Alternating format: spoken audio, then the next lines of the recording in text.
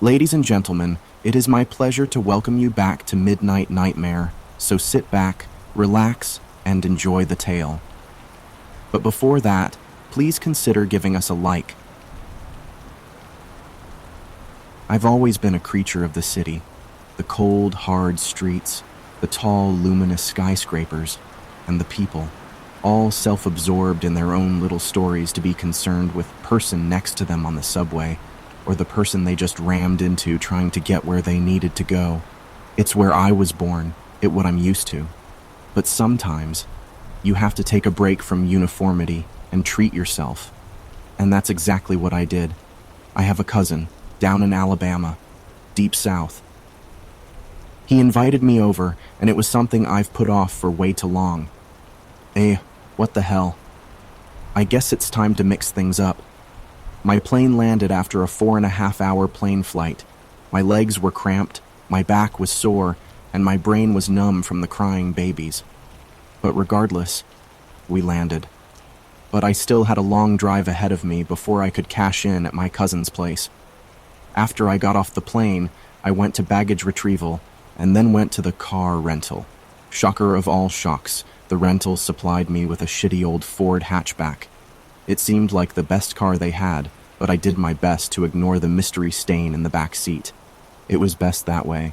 I pulled out of the rental and began the long drive out of the city and into the rural countryside. I am a complete fucking idiot. I did myself in, big time. I forgot to check the fuel gauge. Stupid, stupid, stupid. I was driving through a twisting dirt road, the sides lined with tall, dark trees, and the road beyond my headlight pitch black. And suddenly, I ran out of fuel. I pulled over, but I doubt that actually mattered. Who would use this obscure-ass dirt road in the middle of an Alabama backwoods? Answer: me. A complete and total idiot. As I tried hard not to completely second-guess my decision to come here, was having a real hard time with that, I got out of the car and stood on the side of the road. I looked at my cell phone, and sure enough, no service. The only way this could get worse is if Jason fucking Voorhees came crashing through the forest with his machete and ran me through. Regardless, I was stuck. Completely and totally. So I did the only thing I could. I crawled into the back seat of my car and tried to sleep. Why? Because I had nothing else. No other option. I couldn't make any calls, couldn't drive anywhere. So I would sleep, and in the morning I would walk through an Alabama backwoods. Yeah, I am totally fucked. This was my line of thinking as I lay on the seat, eyes staring at the ceiling. How was I supposed to fall asleep? I wasn't exactly in a safe neighborhood. Hell, I wasn't even in a neighborhood. And another thing, it was cold. Not the freezing it got in a New York winter, but cold enough that my light jacket couldn't stop me from shivering. I felt pathetic. I crawled up front to see if I could turn on the heater, but sure enough for this shitty car, it was busted. So I climbed back into the back seat and quietly whispered a swearing fit the likes of which would make even angels cry. After that, I felt slightly better, but I still felt stupid for coming here. I felt even stupider for not checking the fuel gauge. God, that was so stupid. Like, mind-bogglingly so. But while I was hounding myself for my own unacceptably vast stupidity, I heard something that nearly made me cry in relief. A car engine and tires crunching on dirt. I practically leaped out of my car, swinging the door open with so much enthusiasm it should have broken the hinge. The car that would surely be my saving grace was currently only about 100 feet from me, and as it approached it, slowed. I stuck my thumb in the air, signifying I was hitchhiking. The car slowly pulled up beside me, and the window rolled down. Inside the cabin, a middle-aged man sat. His hair was gray and balding, his face round and chubby. He had a neat plaid dress shirt tucked into his khaki pants, and below his warm eyes clad in rimless glasses, he gave me an amiable smile, and all my fears of the night were nearly dissolved. "Well, howdy, my friend. Looks like you found yourself in quite a predicament, he said benevolently. Yes, sir, I said. He gave a hearty chuckle. Yep, happens to the best of us, son. Especially those who ain't from these parts. I'd be happy to lend you a ride and let you stay in my home for the night, till I can help you with your vehicle. This struck me as odd, as no one in New York would ever offer you a ride in the middle of night. That was good way to get yourself mugged or raped, or worse. But I, admittedly, decided to take full advantage of his blind trust. Oh, thank you very much, sir, but I'm afraid my car's just out of gas. He nodded. Ah, that's all right. We have plenty of gasoline back at my humble abode. Tell you what, I can drive you there and call roadside services to pick up your vehicle. I chuckled at this. Again, no worries, sir. It's a rental. I can just call the company. I just can't get signal. He nodded again. Well, alrighty then, son. I can just drive you to my home and you can call the company. Till they arrive, you can sleep at my house. I felt overwhelmed with gratitude to this kindly stranger, but also a bit nervous. This kind of hospitality always set me on edge. No one was nice in New York unless they wanted to sell you something. But regardless, I decided accept his offer. It was just my city instincts after all. No need to be so judgmental. That would be very kind of you, sir. Thank you. He smiled and nodded, leaned over the passenger seat, and opened the door. I climbed into the seat and shut the door. The car smoothly accelerated as the man pressed his foot on the gas pedal. The inside of the car was well made, but it had an air of humbleness, as if the driver just wanted a car he could comfortably drive. I respected that. We drove in silence for 10 to 15 minutes, until he spoke. So, what brings you to these parts, son? He asked politely. I told him about how my cousin had invited me to his house for the week, and how I took the opportunity to get away from the city. He smiled. You know what, son? I've always wanted to visit the city myself, but I could never bear to spend too long away from home. I nodded. As much as I appreciated this stranger's help, I was not in the mood for extended conversation, and something still felt off. Was I really this unused to politeness, or was it something else? I was cut off from this train of guilt-ridden thoughts when the stranger spoke again. Hey, son, would you kindly grab my eyeglass wipes from the glove box? I have this darn spot on my glasses. I nodded and opened the glove box. I didn't see them immediately, so I felt around in the glove box, and while I was moving around, my hand brushed against cool metal. I felt around it, and my senses confirmed it was a pistol. That was strange for me, because I didn't know anyone who carried in New York. I felt around some more, and my hand wrapped around a small box. I pulled it out and handed to him. Thank you kindly, son, he said. Now maybe this wasn't my business, but it was strange for me. I felt something in there. Do you carry? I asked, probably rudely. The stranger didn't seem to mind. Yes, I do, indeed. I always carry a firearm in my vehicle. Makes me feel safer. I nodded. Yeah, there's logic to that. It's just that where I'm from, it's so hard to get a gun that no one carries except criminals and gun fanatics. The stranger shook his head at that. Darn shame that. Can't have too much protection nowadays, especially around this. A sharp bump from behind the car cut him off. He turned around, his eyes fixating out the back window, eyebrows cocked. Son, if you would kindly wait in here, I'll be going out to investigate that. I nodded, and he exited the car. But that anxiety in my stomach was slowly churning more aggressively, and something felt very, very wrong. I decided to do something potentially very risky. I opened the glove box again and dug through it some more. After brushing past the pistol again, my hand found a book. But when I dug it out, it wasn't anything suspicious. It was a Bible. But something about this inconspicuous leather book set me on edge, so I opened it to the middle. And there, sitting in the center of a carved-out section of paper, lay a camping knife. I ran my fingers along the edge of the blade, and I saw something that horrified me. The blade was tinted slightly red along the edge. My stomach felt like it knotted several times as I asked myself a question. I should have asked long before I entered this man's vehicle. Why was a man with a car this high quality driving through the Alabama backwoods? I quickly closed the book and stuffed it back into the glove box. I heard the trunk close and his shoes crunching on the dirt as he slowly approached the car again. I saw his figure outside the door just before it swung open, and the man crawled back inside. He was shaking his head shamefully. "What was that sound?" I asked, trying to swallow down the building dread crawling up my throat. The stranger sighed. "It appears we hit a rabbit, son. It was dead when I got there, so I moved it out of the way."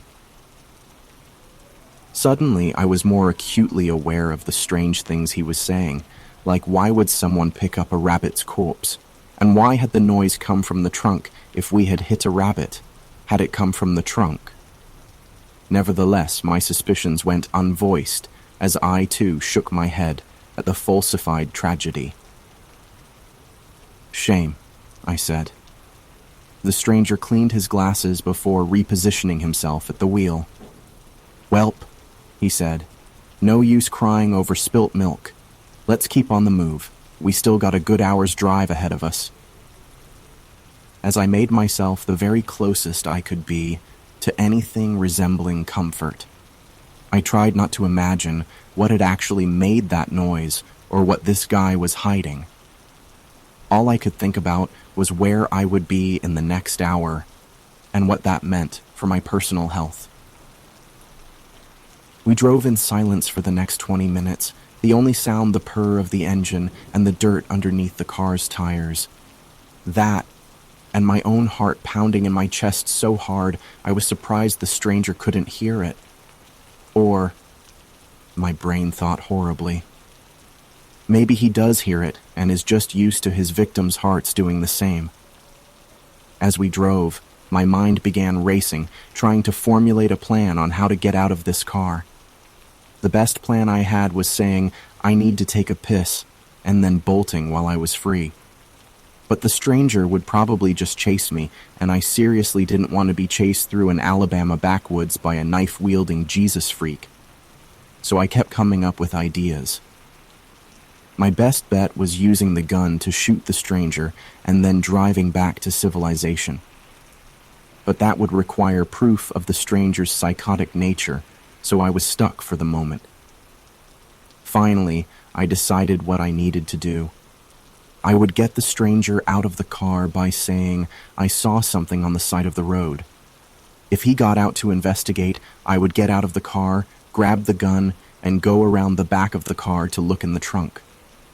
This was an older car, so the trunk should have a hatch. And he didn't have a key when he went to check the trunk, so it couldn't be locked. So I pretended to stare at something on the side of the road. "Is that a dead deer?" I said. The stranger looked out my window and, as I had hoped, slowed the car down. "I wonder," he said, "stay here. Not fucking likely." He got out of the car and began making his way into the trees. He seemed to be making his way to a dark lump in the forest, a few hundred feet away. Probably a log, but it could be mistaken for an animal with suggestion and darkness.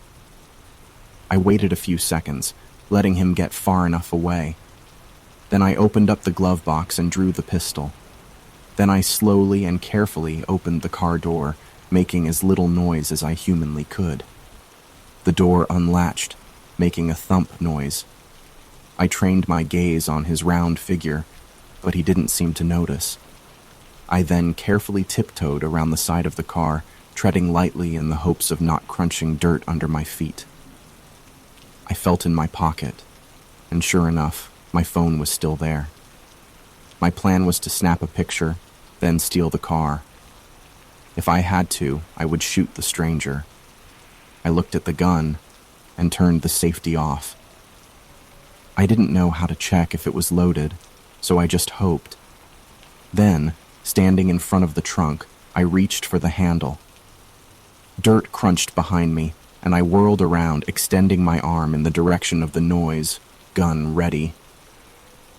The stranger stood with his arms clasped behind his back, his face shrouded in darkness. He gave a chuckle as dark as his features. "So, boy, you seem to be the curious type. Ain't your mother ever told you to refrain from nosiness?" I gulped and placed my finger on the trigger. "Stay back."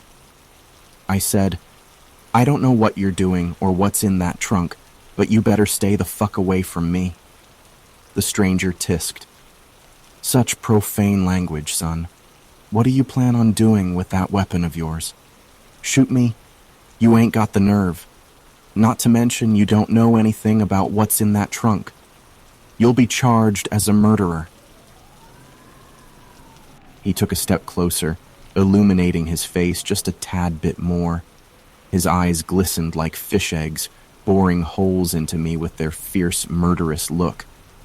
His smile was less that of friendliness, and more like a wolf baring its teeth at its prey.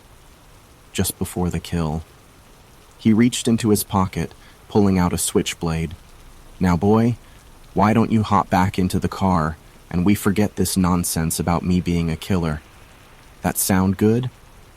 And then my stomach knotted several times over as it realized something very important.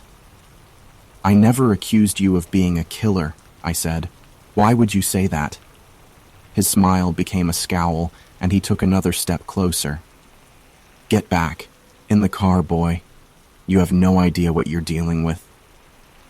I stepped back, pressing my hand onto the cool metal of the trunk, finding solace in its cold embrace. I then pointed the gun at the stranger and said what I always wanted to be my final words. "Fuck off!" He cracked his neck like a fist fighter would, and then lurched forward. I pulled the trigger. The muzzle of the pistol erupted in a bright flare, and the stranger grabbed his stomach, dropping his knife. He collapsed forward, head hitting the ground at my feet. He gasped, and blood began to pool around his body. I looked at him for a good 10 minutes. Then, very slowly, I turned around, my hand still resting on the trunk. I dropped the gun, placing my other hand inside the groove of the trunk handle. My fingers wrapped around the plastic of the handle. Slowly, they pulled towards me, bringing the handle with it. The latch released with a thunk. I grabbed my phone from my pocket, pressing the photo app. Then, aimed at the trunk, I slowly swung it open. The hinges squeaked slightly as they finished their rotation. The lights on either side of the trunk coated my body in a crimson red. And inside the trunk was something that would condemn me for all my life in the cell of a prison. Something that would leave me burning in the deepest pits of hell for all eternity. It was something that proved me wrong and proved to the cops that I was a killer with no redemption. And maybe I was. Because in that trunk, there was nothing more than a deer carcass and a shotgun. He was a hunter. I had killed an innocent man.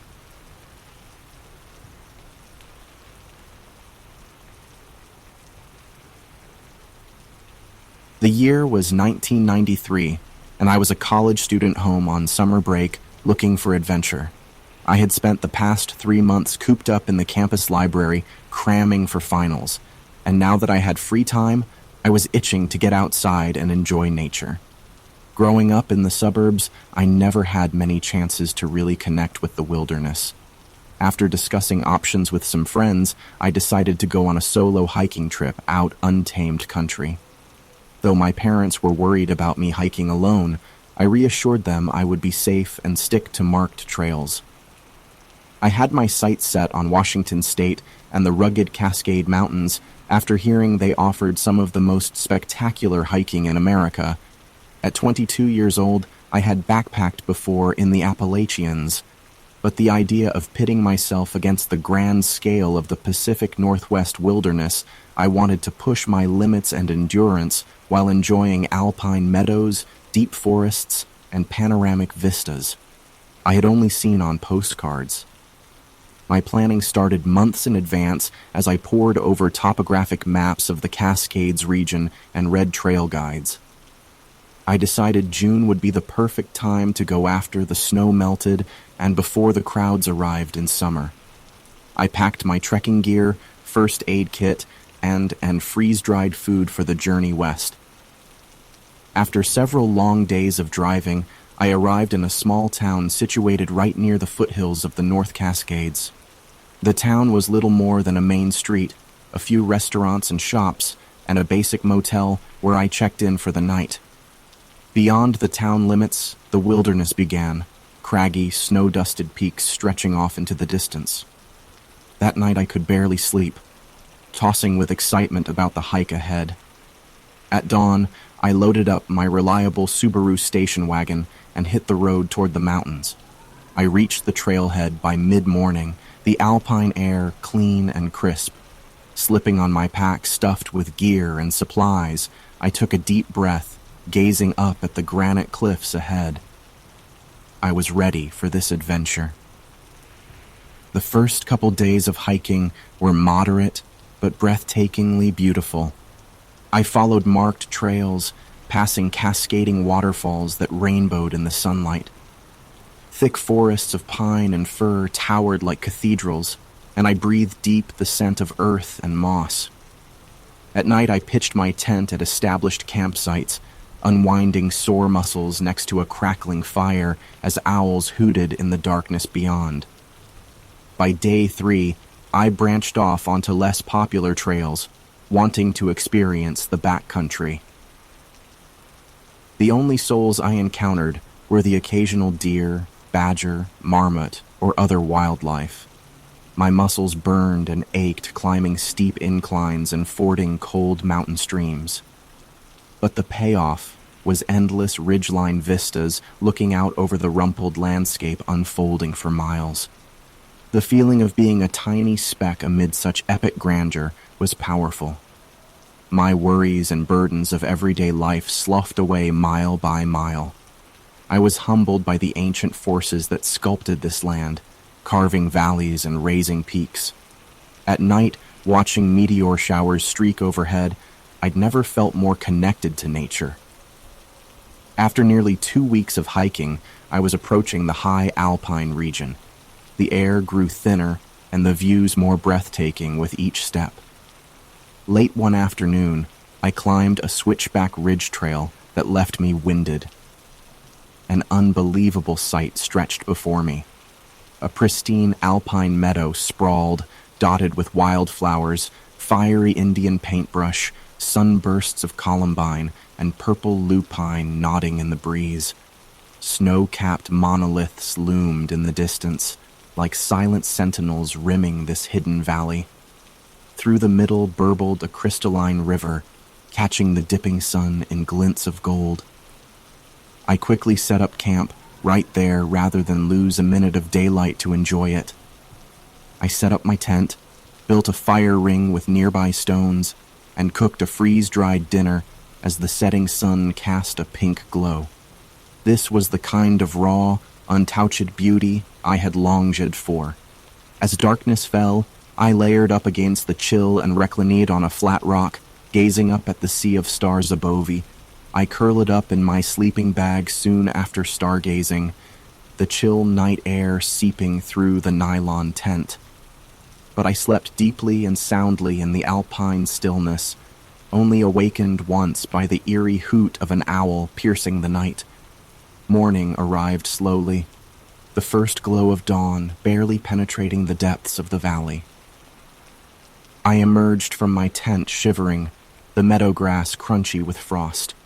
Taking my camp stove and pan down to the riverbank, I boiled water for instant coffee as I watched the sunlight creep down the rocky crags, slowly bringing warmth back to the valley. Sipping the hot coffee, I planned my route for the day, consulting my maps. I decided to follow the river upstream as far as possible, deeper into the backcountry. The lure of uncharted terrain pulled at me. My pack now felt feather-light after 2 weeks of conditioning my muscles and shedding any unnecessary weight. I was ready to cover some serious miles.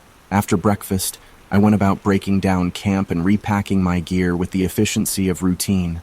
Tent stakes and guy lines coiled neatly, sleeping bag compressed into its sack, clothes and food packed strategically. I stamped out the remains of my fire and scattered the ashes. Slinging on my pack, I took a last sweeping view of the meadow. Then I headed off, following the meandering course of the river. The first miles were easygoing, the valley bottom relatively flat and grassy. But soon the walls closed in as I entered a narrow gorge. The terrain turned rockier, sometimes necessitating boulder hopping or bushwhacking through thickets choking the shoreline. When the underbrush became impassable, I simply waded through the frigid knee-deep water. I continued at a brisk pace with only occasional breaks to sip water and re-energize with handfuls of trail mix. My legs had grown lean and toned after days of mountain trekking, propelling me forward. Thoughts of graduate school, career, and other future obligations back home couldn't have felt farther away out here. Not as spectacular as yesterday's flowered meadow, but still breathtaking. Golden light filtered through the trees, dappling the forest floor. Across the valley, I could see where the river emerged from between two imposing peaks. I felt drawn there, tempted to see this river's source, but I knew it was too late in the day to attempt summiting those slopes. Reluctantly, I decided to call it a day. Spotting a clearing on the riverside, I chose a flat patch of grass sheltered by pines to make camp. The familiar tasks soothed me as I gathered kindling and cleared the ground for my tent. Soon I had a modest fire crackling and was savoring another meal of instant rice and beans as the valley darkened. The exertion of the day's hike caught up with me. I journaled briefly by firelight, chronicling the day's sights. I doused the fire until only glowing embers remained. Crawling into my tent, I was lulled to sleep by the soft roar of the river nearby. Tomorrow, I would venture into those peaks to find the river's source. But that night, I dreamt only of the open trail ahead, carrying me deeper into the wild unknown. Where the path would lead, I couldn't say. But some innate pull told me to keep following it, step by step, mile by mile. I awoke it with the first light of dawn. Despite the long day yesterday and a restful sleep, my legs felt restless and eager to get back on the trail. I wolfed down a breakfast of oatmeal and dried fruit, chasing it with bitter instant coffee. The familiar routine of breaking camp invigorated me as I efficiently packed up my gear. Soon I was back on the path, picking my way along the river's edge. My pace was brisk, breathing deep in the crisp morning air scented with pine resin. The towering peaks drew steadily nearer as I hiked. Surrounding trees gradually gave way to steep rocky slopes filled with boulders and scrubby brush. I continued hiking until midday when I came across a curious sight. There, among a collection of cedar trees, sat a dilapidated structure that appeared to be an old fire lookout tower. I approached cautiously through the underbrush for a better look. The tower stood 2 stories tall, boards gray and weathered. Glass was missing from the observation deck windows, and the entire thing listed slightly to one side. I glanced at my topographic map but saw no indication of any structures out here. When was it built, and by whom? And why place a watchtower out here miles from the nearest road or town? My innate curiosity compelled me to take a closer look and find out more. Circling the base, I found the metal rungs of a fixed ladder still intact, leading up to the lower observation deck. Though rickety with age, the ladder seemed stable enough still to support my weight. I decided to climb up to get a view of the surrounding landscape from above. Maybe I'd spot some other remnants or ruins in the area. I cautiously tested my weight on the first few rungs. They held firm, with only a bit of creaking. I began making my way up the ladder slowly, keeping a firm grip. I imagined the long-ago fire spotters scrambling up nimbly on their daily watch. As I ascended past the lower deck, getting higher above the trees, I felt the old familiar thrill of being up high with a bird's eye vantage. But nearing the top, I started to feel strange, almost watched. The surrounding forest seemed too quiet and still. I shook off the ominous feeling, chalking it up to the tower's dilapidated state. Pulling myself up the last few rungs, I hoisted myself gingerly onto the upper observation deck. Up here, the full extent of the tower's disrepair became clear. The wooden floorboards were cracked and crumbling, with areas completely remnants of the panoramic windows. Stepping carefully to avoid weak spots, I walked the perimeter of the deck. The sweeping views of craggy ridges and dense forest now opened up just as I had hoped. But as I peered closer at the tower itself, details emerged that filled me with growing unease. Strange stains that looked disturbingly like old dried blood splattered the inner walls, and gouged into the wooden planks were numerous deep scratches and gashes. The chaotic claw marks looked far too aggressive to be from any animal. My mind raced with what could have caused such violent and eerie damage. I shuddered as I imagined some horrific scene of desperation and carnage that must have played out here long ago. As much as the mystery piqued my curiosity, a powerful instinct told me to get out of there. The watchtower that had seemed merely abandoned now felt ominous, almost foreboding. The shadows inside seemed to hold some deeper darkness. I weighed whether to turn back, but the explorer in me hungered to unravel the clues and better understand what had happened in this lonely tower. I still had sunlight left to keep looking around. Ignoring my unease, I resolved to stay a little longer and see what else I could discover. I peered closer at the gaseous. Kneeling down, I examined more closely the brownish stains, smelling the unmistakable scent of old blood. What terrified struggle had led to such carnage? As I studied the claw marks, I convinced myself some wild animal must be to blame, perhaps a rogue grizzly. There was surely some rational explanation behind it all. But the isolated watchtower still felt heavy with a lingering darkness. The shadows seemed to be growing longer, though it was only mid-afternoon. Despite my desire for answers, I finally had to admit it was time to head back down before I lost daylight. I wasn't thrilled about climbing down the ladder in darkness. Lingering dread compelled me towards the hatch.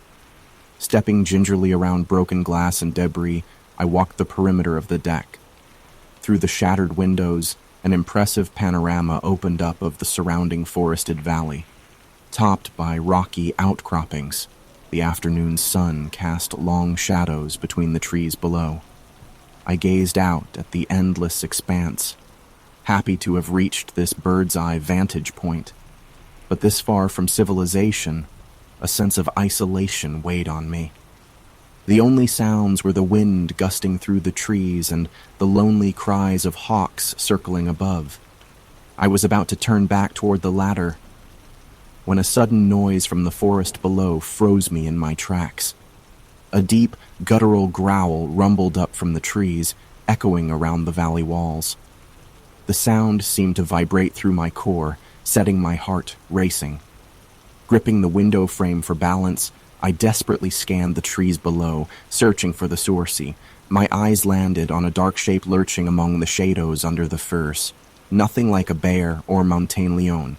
Details were obscured by brush and distance, but the figure appeared massive and almost humanoid, walking upright on two legs. paralyzing terror seized me as I watched it approach the base of the tower. This was no ordinary forest creature. It began to climb the tower's weathered ladder toward me. I stood frozen in fear and disbelief at the nightmarish scene unfolding. The creature's limb proportions were human-like, yet its movements were utterly inhuman. Soon it would reach me, and I was completely exposed here on the open deck with nowhere to run or hide. With my heart thundering in my ears, I watched helplessly as it drew nearer. The wood framing creaked under its weight as if it could rip the tower apart. I teetered on the edge of outright hysteria and had to stifle an urge to scream. But some primal part of me knew that could provoke the thing to attack faster. Only halfway up the ladder, and already the creature's stench reached me. An awful mix of mud and decaying flesh. I gagged at the putrid smell, eyes watering. Still, my muscles refused to respond, refusing to flee in blind panic. I stood rooted in place. The creature had now almost reached the lower observation deck, just 10 feet below me. I could hear its rattling breaths along with the scrape of claws on wood. Details of its appearance began coming into focus through the haze of dread. Skin gray and rough like moldy bark. A muscular frame that seemed ready to burst through its filthy, tattered clothing, but its face was what seared into my mind. A hairless, twisted caricature of a human face with sightless white orbs for eyes, and a mouth of jagged yellowing teeth. Those milky, unseeing eyes somehow conveyed a sinister intelligence, an insatiable hunger. My sanity strained to process what I was witnessing, but the putrid smell rooted me in the present. There would be no escape. I glimpsed the gnarled claws gouging into the wood of the final rung as it heaved itself onto the deck. There was nowhere left to run. Frantically, I scanned the deck for some means of escape, some route to evade the horror now cornering me. But the tower platform offered nowhere to hide from the humanoid beast. Rotted boards, broken glass, and a few feeble railings were my only surroundings. Escape would mean getting past the creature blocking my path to the ladder. I looked at the beast, towering before me, well over 7 feet tall. Powerful muscles rippled under its filthy skin. Even if I managed to dodge its gnarled grasp, its immense stride could easily catch me on the confined deck before I reached the hatch. My mind raced through hopeless scenarios of fighting back or pleading for mercy from a force clearly devoid of it. The creature seemed to be watching me with sinister patience, stopping its approach to let me struggle with futility. It was toying with me, I realized, relishing in my desperation. Slowly, it began pacing the perimeter of the deck, between me and the only exit. I turned in a cautious circle, tracking it. A deep, rumbling chuckle emanated from its cavernous chest as it herded me toward the broken window. Step by step, it was backing me toward a lethal plummet. Inching backward, I frantically racked my mind for options. Trying to slip past and flee down the ladder would be suicide. The creature could easily grab me or knock me off the platform as I passed. I might be able to struggle briefly, but this beast could tear me apart limb from limb once it got hold of me. My only chance of escape, I saw with gut-wrenching clarity, was to jump from this towering height. But looking out at the forest floor 40 feet below, I faltered. Either option would likely end with me dead or crippled at the base of the tower. I hesitated at the precipice, looking back at the creature as it drew within mere feet, toying with me like a cat with a cornered mouse. Up close, its twisted features and foul stench nearly made me retch in fear. I closed my eyes, bracing myself. As it reached for me, I leaped over the railing into the open air. For a few dizzying seconds, I was weightless, the wind roaring in my ears. I had a brief glimpse of branches rushing upward before colliding brutally with the rocky earth. Searing pain shot through my left leg and hip as I slammed down hard and tumbled over roots and underbrush. Only adrenaline allowed me to scramble to my feet. My left leg buckled under me when I tried to limp forward, but fueled by terror, I hobbled frantically toward the trees. Behind me, the monster's shrieks of rage rang out as it thundered back down the tower ladder. I made it just to the tree line before my leg gave out and I collapsed. Crawling now on elbows and one knee, I somehow kept dragging myself forward, weaving between the pines for cover. The creature's enraged roars shook the forest as it closed in behind me. I had to get as far from the watchtower as possible before the monster recaptured my scent. Branches tore at my clothes and skin, but I barely felt the cuts and scratches. Adrenaline allowed me to scramble a few more feet and disappear into the underbrush before everything went dark. When I came to, the forest was silent. My legs still blazed with pain, but the scream of panic driving me on was gone. As my wits slowly returned, I dared to hope I might live to see another sunset. But I had to keep moving. Gritting my teeth, I leaned on a branch and staggered deeper into the woods, one step at a time. The creature's enraged roars still rang in my ears, though the forest now appeared empty around me. I must have dragged myself here in a semi-conscious panic before collapsing.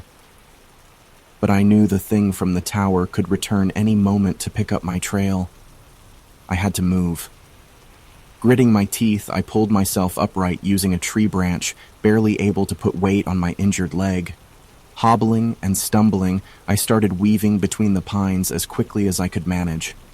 My progress was slow and halting, but I was desperate to get distance from that cursed watchtower and the nightmare creature I had glimpsed there.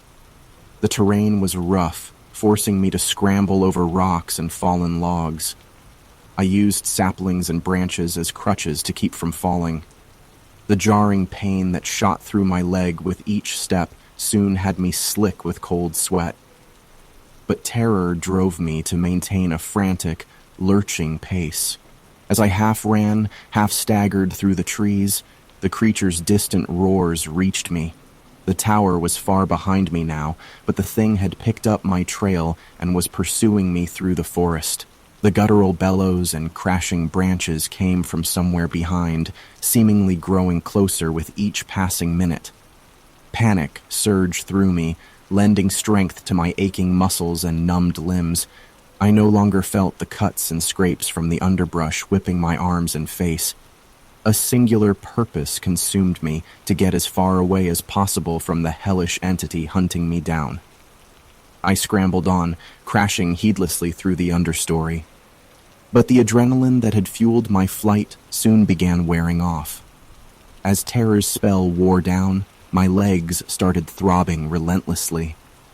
The simple act of walking now became excruciating as the pain mounted. I could only hobble slowly, weaving and stumbling like a drunkard. Each glancing blow or stubbed toe was blinding agony. Progress slowed to a limping crawl. My clumsy footfalls and gasping breath sounded thunderously loud, betraying my location. Glancing back, I still saw no sign of the creature, but its enraged bellows continued at a steady volume, neither gaining nor losing distance. The thing was tracking me unerringly through the winding woods. I knew I had to keep moving or resign myself to being torn, limb from limb, by that hideous monstrosity. Mustering my last dregs of strength and will, I forced my maimed leg onward. I was running on pure desperation now, ignoring my own suffering. If I could just break the creature's line of sight, I might be able to hide and evade it. The forest floor flew by in a blur of pain and panic. My heart pounded in my ears, drowning out all other sounds. Just when I thought my body could take no more, a distinct cracking of branches came from somewhere behind and to my left. The thing was nearby now, closing in. My time was quickly running out. My leg was on fire, each step was sheer torment, but I pushed through the pain, staggering between trees and underbrush. The creature sounded terrifyingly close now, its snarls and heavy footfalls closing in through the forest. I risked a panicked glance behind me as I fled. Through the trees, I caught the large form barreling toward me, moving with uncanny speed for its massive size. It was only 100 yards back, smashing through saplings and shrubs. Seeing the thing galvanized my survival instinct. I scrambled on faster, my breath now coming in ragged sobs. Frantically, I searched for somewhere, anywhere to hide and break its line of sight. But the woods here offered little cover, just thin trunks and low ferns that would conceal nothing. The creature's panting breaths seemed just behind me as I dashed and wove between the trees. Then, suddenly, I stumbled into a small clearing and saw a massive fallen oak, its trunk hollow and barrel-shaped. I limped to it without hesitation, collapsing to my knees and crawling inside feet first. I pulled my pack in behind me and scooted deeper into the log's sheltering darkness. The space was tight, with room only to lay flat on my back. Outside, I could hear the thing crashing closer until it sounded like it was right on top of me. Holding my breath, I peered through a small hole in the bark, my heart in my throat. Seconds later, I saw the creature's feet stride into view, so close I could have reached out and touched them. The rotten stench preceding it made me gag. The thing stopped mere yards from my hiding spot. It turned in a slow circle, nose raised to the air, inhaling loudly. Good God, it was sniffing me out. I lay paralyzed, praying the earthy damp rot smell of the log would mask my scent. For endless minutes the monster paced around the log, so close I could hear the scrape of its claws and deep rumble in its throat. My nerves frayed near the breaking point as I waited. But somehow, the thing lost my scent trail. With an enraged howl, it turned and retreated the way it had come, back toward the watchtower. I remained huddled in the cramped log, hardly daring to breathe, as the sounds of its passage faded. Only once the forest was silent again did I risk creeping from my hiding spot. My injured leg had stiffened during the tense wait, making it even harder to walk now. But with the creature gone, at least briefly, I had to keep moving. Blinking in the late afternoon sunlight, I continued, ears straining for any sign of pursuit. The creature's frustrated cries still rang out far behind me. It seemed to be following my original trail back toward the tower. But I knew it was only a matter of time before it picked up my path again. I had to make the most of this chance to get away. I pressed on. Each awkward, stumbling step took me farther from that unspeakable evil and brought me closer to survival. As the light faded, I walked from shadow to shadow. The shadows lengthened as afternoon faded into dusk. I had managed to evade the creature, but now found myself stumbling, lost and exhausted through the darkening woods. The towering pines and firs closed around me, leaving only faint ribbons of orange sky visible overhead. My leg throbbed relentlessly, making each halting step an ordeal. Googies and scratches from the underbrush covered my arms and face. Fear and pain left me lightheaded and gasping. But I knew I couldn't stop. To rest even for a moment was to risk the creature catching my scent again. As night fell, the trees became a disorienting black maze. With no moon or stars yet visible, I was engulfed in darkness. I clung desperately to the vague hope I was heading west, toward some kind of road or help. But in truth, I had no idea if I was going in circles or even heading deeper into the wild backcountry. The monster could be 100 yards behind me, or still prowling miles back at the abandoned tower. There was no telling. Each step was now a monumental effort of will. Blindly, I blundered over rocks and fallen logs, bruising and lacerating myself further. My head spun with pain and exhaustion. The darkness around me seemed to be closing in, suffocating. Some primal part of me wanted nothing more than to collapse to the ground and surrender to oblivion. But I forced that bleak impulse down, dredging up some last reserve of strength. To give in to despair and pain would mean final defeat. So I soldiered on, limping and groping through the blackness. Somewhere there had to be help or refuge. I just had to endure and keep searching. Time lost meaning as I became a creature of pure survival instinct, consumed only by putting one foot in front of the other. A dense fog of pain obscured all else. I nearly stumbled right over the edge of a gully before halting my reckless advance.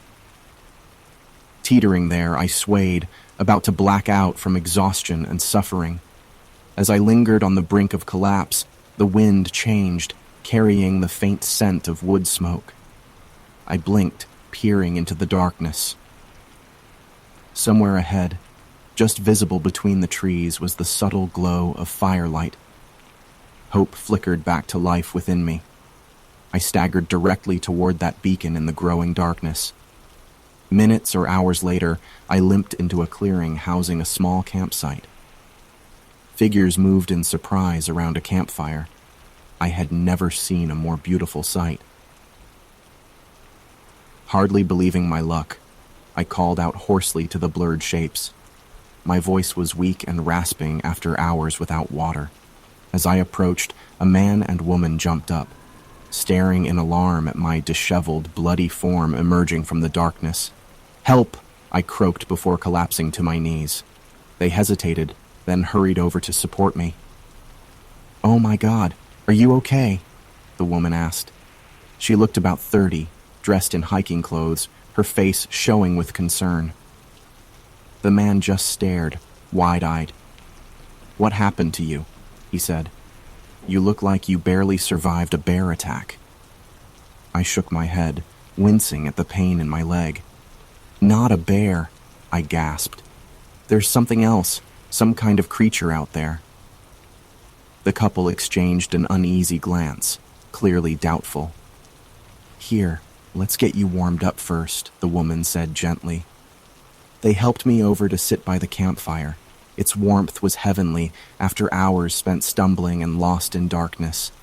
The man handed me his canteen and I gulped the water desperately. "I'm Katie, by the way," the woman said. "This is my husband, Matt. I'm James, thank you. I thought I was done for out there." Matt examined my mangled leg, his brow creasing. "This looks bad. It might be broken. I've got a first aid kit. Let me patch you up." As he wrapped the swollen limb in a tensor bandage, I described the watchtower and the ghastly creature that had pursued me. Katie's eyes widened, but Matt looked skeptical. "No offense, man, but that sounds crazy. Maybe you hit your head or got lost and imagined this thing," he said. I grabbed his arm, meeting his eyes intently. "I know what I saw. It was real and it's still out there hunting me." They exchanged another worried look. Just then, a distant howl echoed through the trees, seeming to vibrate the ground itself.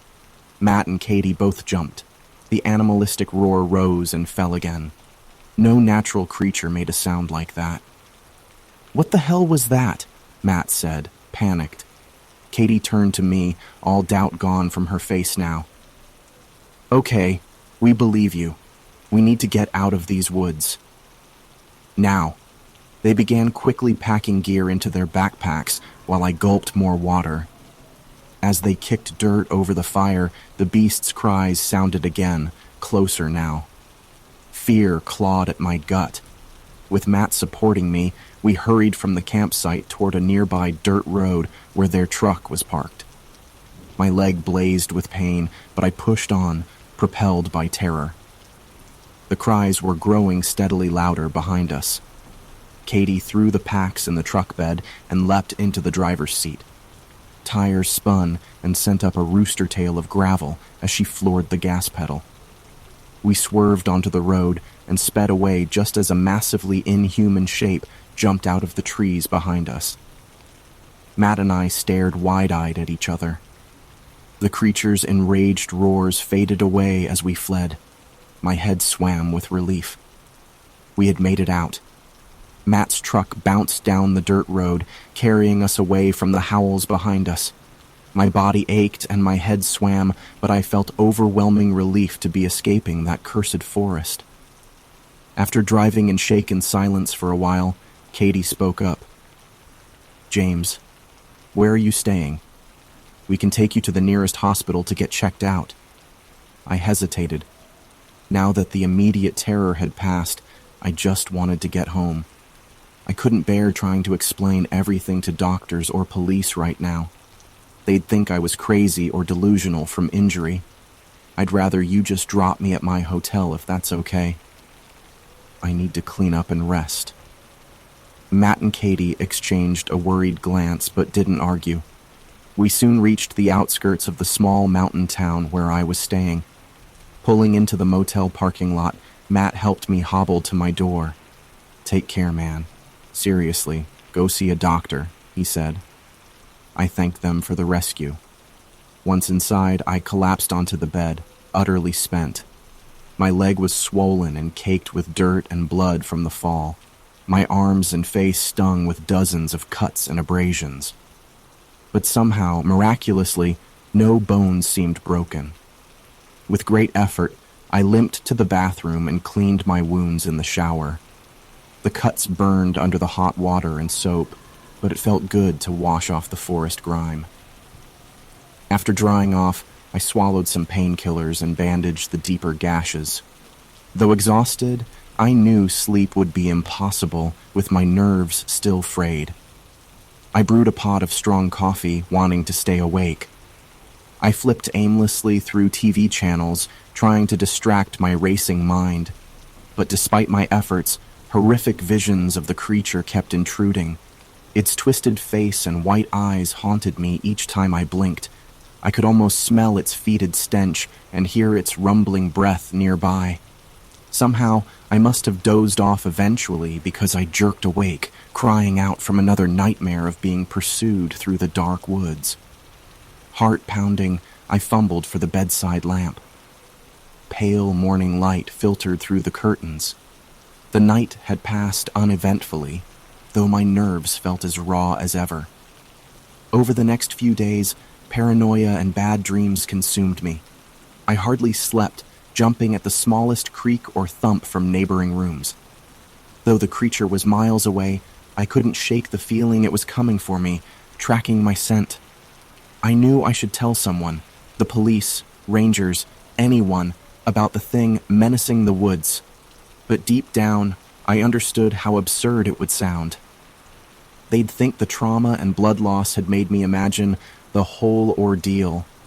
No one would believe such a nightmarish creature could be real, so I kept silent, staying barricaded in my room.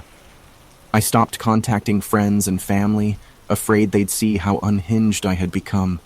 I avoided other motel guests, making only brief midnight supply runs to the deserted lobby. I knew I couldn't go on living this way, yet saw no way to return to normality.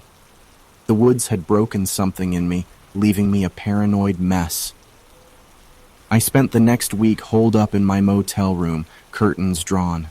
The creature's gnarled face haunted my dreams each night, and every creak or car door slam made me flinch, certain it was coming for me. My best friend Mark called daily, worried by my sudden silence. Each time I let it go to voicemail, too ashamed to explain my panicked state. But after a week, I finally answered. "James, thank God. I've been so worried about you," Mark said. "What happened? Where did you go?" I hesitated. "Sorry, the hiking trip was more intense than I expected. I'm fine. Just needed some rest." Mark didn't sound convinced. "Well, I'm glad you're okay, but you're clearly not fine. Talk to me, man." "Really, I'm all right." I lied. My phone died and then I got sick. But I'm feeling better now. Just tired. We spoke a while longer before I made an excuse to hang up, promising to call him soon. My chest ached with loneliness and shame, but I couldn't bear to tell anyone what I had experienced.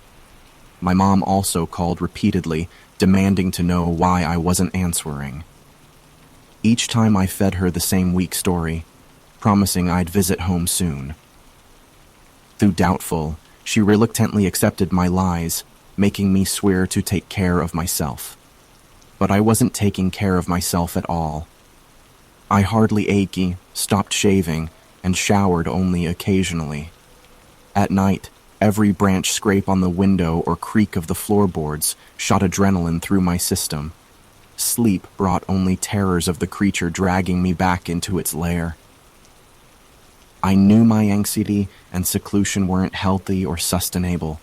I had to rejoin the world at some point or accept a life consumed by trauma. But even venturing outside to get, the mail made my heart race. I remained endlessly vigilant for a hulking shadow stalking me from the trees. Nearly a month after my hiking trip, I finally recognized I had to get help before I self-destructed. I still couldn't tell anyone the full truth, but clearly I was deeply scarred by something that happened in those woods. I decided to find a therapist and start working through my intense anxiety. I had to stop hiding from life and fight to regain some happiness and normalcy. The creature couldn't take that from me unless I let it. I still double-checked the locks each night and kept a light on. Images of that awful, twisted face sometimes woke me from restless sleep. But slowly, day by day, I was getting better. Letting go of shame, I started reconnecting with friends and family. Though I knew the memories would never leave me completely, I refused to surrender everything to that unspeakable darkness. It's been over 20 years now since that fateful hiking trip. 2 decades spent trying to make sense of the horrors I witnessed in those remote Washington woods. Time has dulled the bone-chilling fear I felt back then. But there are still nights when snippets of the ordeal flash through my mind, jolting me awake in a cold sweat. During the first few years afterward, those memories were a constant torment. That twisted, inhuman face stalked my dreams and lingered at the edge of my vision while awake. Simple shadows would conjure images of the creature coming for me. I jumped at every creak and bump, hypervigilant that it had returned to finish what it started. My personality and outlook changed too. Where once I was outgoing and adventurous, I became withdrawn and timid, afraid to leave the safety of home. I pushed away concerned friends and family, unable to articulate what I had experienced. Counseling helped temper the worst anxiety, but no therapist truly believed my account of an otherworldly forest monster. I can't blame them. It sounds absurd even to me now.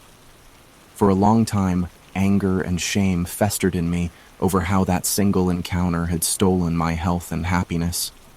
I despised the person I had become, paranoid, broken, haunted. At my lowest points, I considered taking my own life, just to be free of the endless trauma.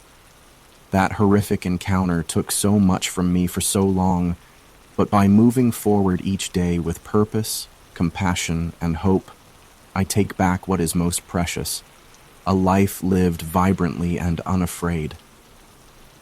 Though the darkness may haunt the far corners, it cannot dim my spirit unless I allow it. After enduring the worst it could inflict, I now know light always remains if we seek it.